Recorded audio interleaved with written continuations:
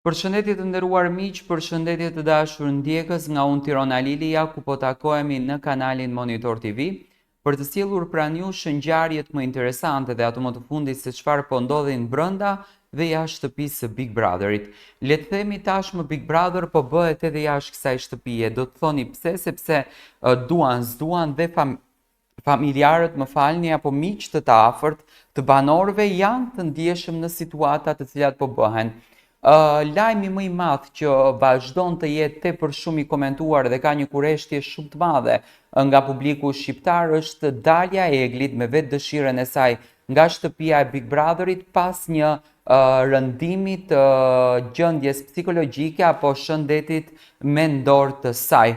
Gjesti ka treguar që para se Egli të largohej, vëllau i madh ka të rritur në dhomën e rrëfimit, ato të dy janë përqafuar dhe kanë biseduar dhe Gjesti ka qenë informuar për daljen e Eglit nga shtëpia para se ajo ta bënte këtë vendimin. Do me thënë, pasi që mbaroi sfida e Miss dhe Mr. Big Brother apo Miss dhe Mr. Bikini, Egli u thërit në dhomën e rrëfimit sepse gjendja e saj psikologjike dhe shëndetësore ishte shumë e rënduar.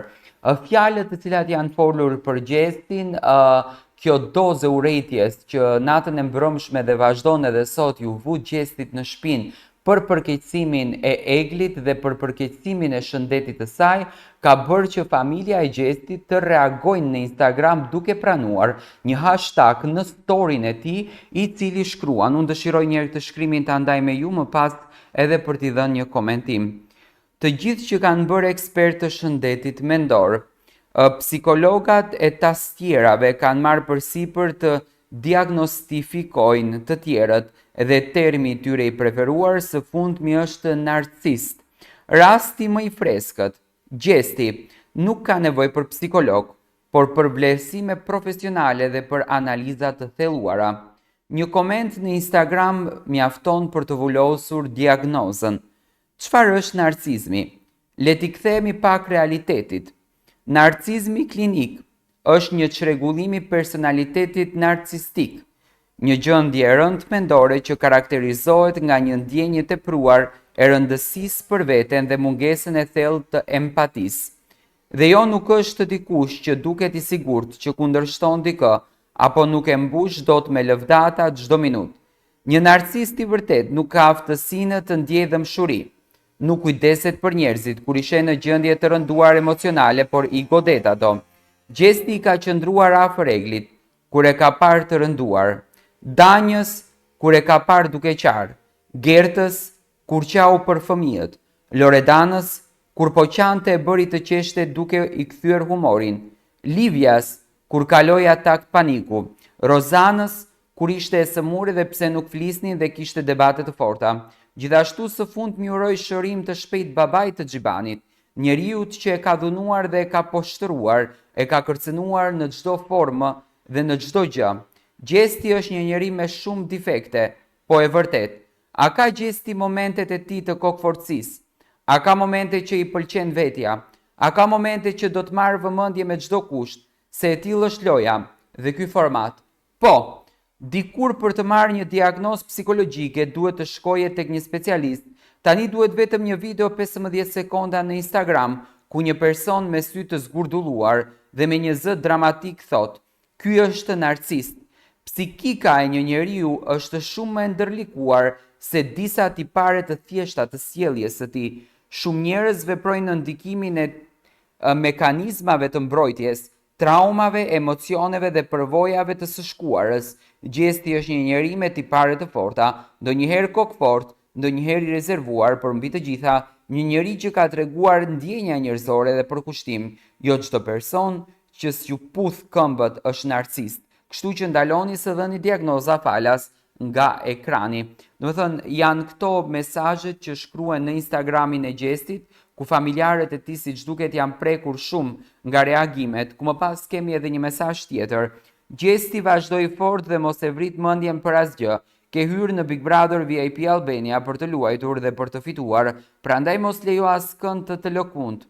Njerëzit gjithmonë do të flasin, por ti e di pse je aty dhe çfarë kërkon. Qëndro vetvetja, qëndro pozitiv dhe mos t'u dorëzo për asnjë moment. Ke shumë njerëz që të mbështesin dhe të duan ashtu siç je.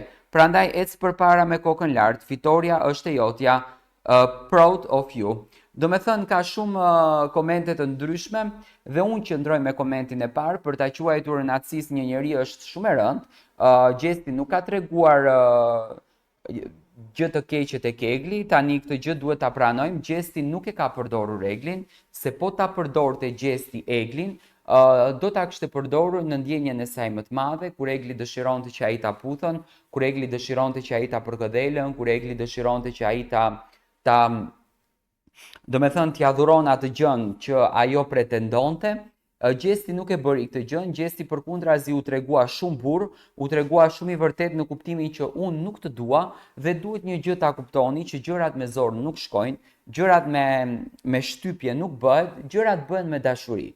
Gjërat bëhen me ndjenjë, gjërat bëhen me emocion. Në qoftë se ne ndjejmë një diçka do ta bëjmë, në qoftë se ne përjetojmë diçka shpirtërisht do ta bëjmë, po në qoftë se ne nuk e ndjejmë një diçka dhe duam e patjetër ta bëjmë sepse do halla apo do tezja do me thënë Eglit, nuk bëhet ajo gjëja dhe për këtë pikën unë e vlerësoj Gjestin sepse Gjesti nuk e ka përdorur Eglin. Përkundrazi, Gjesti çdo ditë i ka folur Eglit që Egli të mos arrije në këtë pikë. Por Egli ka treguar që në ditën e parë që ndjekën doza dhe mua më vjen shumë keq që Egli përjetoi një depresion kaq të madh, edhe reagimi i saj ishte edhe më i rëndë nga ajo se çfarë ka reaguar brenda.